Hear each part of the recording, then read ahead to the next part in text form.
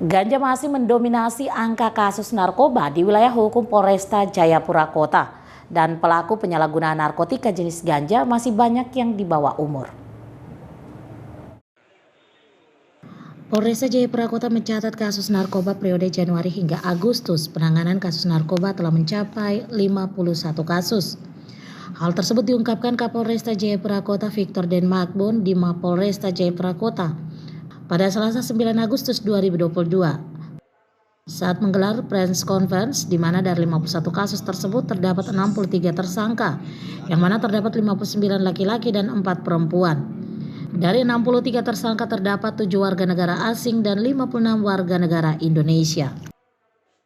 Sementara jumlah barang bukti kasus narkoba yang didapati Polresta Jayapura Kota periode Januari hingga Agustus 2022 yakni sabu-sabu seberat 296,44 dengan jumlah kasus sebanyak 4 kasus. Psikotropika sebanyak 40 butir, jumlah 1 kasus, ganja seberat 35,405,46 gram dengan jumlah kasus sebanyak 54 kasus.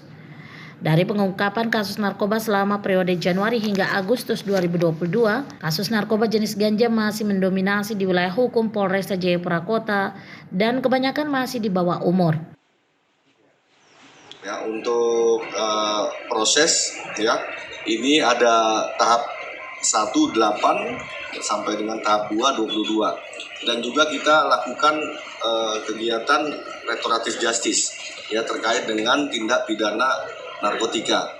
Ini yang kita lihat adalah pengguna terutama anak-anak yang di bawah umur.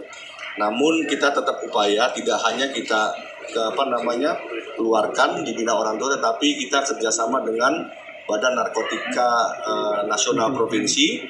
Mereka dilakukan asesmen untuk direhabilitasi. Jadi kami terus bangun komunikasi untuk rehab ini di Makassar.